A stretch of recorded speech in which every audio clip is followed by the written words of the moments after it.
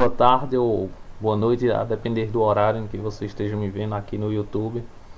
Este é mais um vídeo que eu coloco e desta vez eu quero tratar sobre um assunto que foi muito pedido para que eu comentasse sobre ele, sobre a Idade Média, né? Para começar, para falar sobre a Idade Média, é bom que a gente entenda que a Idade Média ela não é apenas um século, mas ela é uma sucessão de séculos. Assim define o humanista Flávio Biondo, né? Ele viveu nos períodos da Idade Média. A Idade Média foi um período, como muitos já sabem, onde houve um domínio, né, muito grande da Igreja, né, da Igreja Católica, onde a Igreja definia o que era certo, o que era errado, mas ela não foi totalmente assim a Idade das Trevas. Teve muitas produções literárias, teve a primeira tradução da Bíblia no Vulgata, né, por São Jerônimo, e depois, consequentemente, outras traduções. Porém, ela foi um período em que a igreja marcou muito pela sua vontade, né, pela sua palavra. Nesse período existia a ideia, né, de que, que a Terra, que o Sol era quem girava ao redor da Terra, né, e era meio com uma comprovação científica dos Cláudios de Ptolomeu, né, Cláudio Ptolomeu, né. Então a igreja usou isso, era um cálculo muito bem elaborado para a época, né? Onde a igreja refutou bastante as ideias que vieram posteriormente nos outros séculos seguintes da Idade Média, né, de Galileu, já colocando como a Terra girando em torno do Sol. Mas o que é bom notar é que na Idade Média a igreja ela tinha aquela função, né, de transmitir a palavra aos fiéis.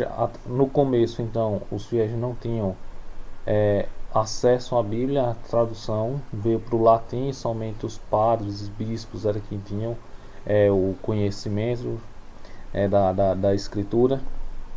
E ao longo do tempo a igreja foi influenciando as pessoas no que acreditar, né?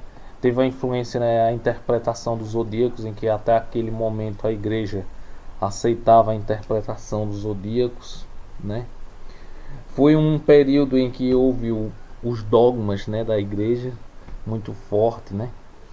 Teve nesse período o Concílio de Nicéia, onde foi discutido a aceitação e rejeição de certos evangelhos, do qual sobraram os evangelhos que nós conhecemos hoje na Bíblia, né, no Novo Testamento: Mateus, Marcos, Lucas e João. Mas é bom lembrar, para quem não sabe, que antes desses evangelhos existia o evangelho de Tiago, né? Foi um dos primeiros, ou o primeiro evangelho a estar incluído na Bíblia. Porém, posteriormente, ele foi excluído. Segundo alguns críticos, alguns historiadores dizem que um dos motivos da rejeição desse evangelho teria sido pelo pouco conhecimento da cultura hebraica, já que o cristianismo é oriundo, né, da religião judaica. E no caso, os outros evangelhos, esses evangelhos que eu citei agora, Mateus, Marcos, Lucas e João, eles têm um aprofundamento maior do Antigo Testamento, né? Usam o Antigo para fazer a profecia do Messias, né?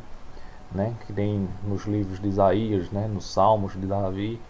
Porém, segundo os críticos, esse evangelho de Tiago ele não abordou muito essas questões proféticas do Messias, ficou um tanto vazio.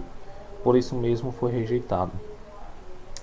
É bom notar que nesse período da Idade Média teve também a influência de São Tomás de Aquino. São Tomás de Aquino, que é um dos principais pensadores do cristianismo, da filosofia cristã, ele utilizou muito da filosofia grega. O que é que São Tomás de Aquino fez? Ele pegou a filosofia aristotélica, né, a filosofia platônica, utilizou, por exemplo, o mundo das ideias de Platão, que era um mundo acima do mundo humano, que era um mundo superior. Ele só fez uma adaptação e colocou o mundo celestial, né, o reino dos céus. O que São Tomás de Aquino fez, na realidade, com o pensamento de Platão e Aristóteles, foi o que? Simplesmente adaptar toda a filosofia grega, né, de Aristóteles e Platão, e tentar encaixar ela na filosofia cristã. Isso já tinha sido feito bem antes, na realidade, né, pelo apóstolo Paulo, né? Paulo, quando foi a Coríntios e a outras cidades gregas pregar o cristianismo, ele utilizou muito dessa ferramenta, né? Ele pegou muito do conhecimento grego, da filosofia grega, e tentou